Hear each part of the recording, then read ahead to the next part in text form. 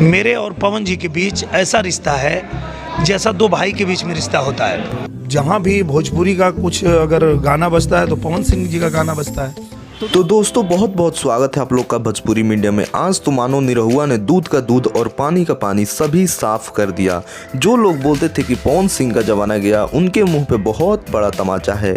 इस सावन में किसी का सॉन्ग बॉलीवुड सॉन्ग को ट्रेंडिंग सेक्शन में पीछे छोड़ने की कोई भी हिम्मत नहीं कर रहा था, लेकिन जैसे ही एंट्री हुई अपने पावर स्टार पवन सिंह की, आते ही सॉन्ग 2 नंबर पे ट्रेंड करने लगा और बॉलीवुड हॉलीवुड सबको पीछे छोड़ 2 नंबर पे ट्रेंड कर रहा है। शायद यही कारण है कि निरहुआ जैसे बड़े कलाकार पवन सिंह के तारीफ करते बिल्कुल भी नहीं चुकते, लेकिन उन लोगों को शर्म आनी चाहिए जो भोजपुरी इंडस्ट्री को इतने बड़े लेवल पे हॉलीवुड बॉलीवुड के बीच रिप्रेजेंट कर रहा हो, उसको लोग बोल रहे हो कि इसका तो जमाना गया। बाकी आप सभी को क्या लगता है कमेंट करके जरूर बताएं, पवन सिंह का जमाना गया या अभी असली चल रहा है। अगर आप चैनल पर नए हैं तो चैनल को सब्सक्राइब करके बेल आइकन को ऑन कर ले।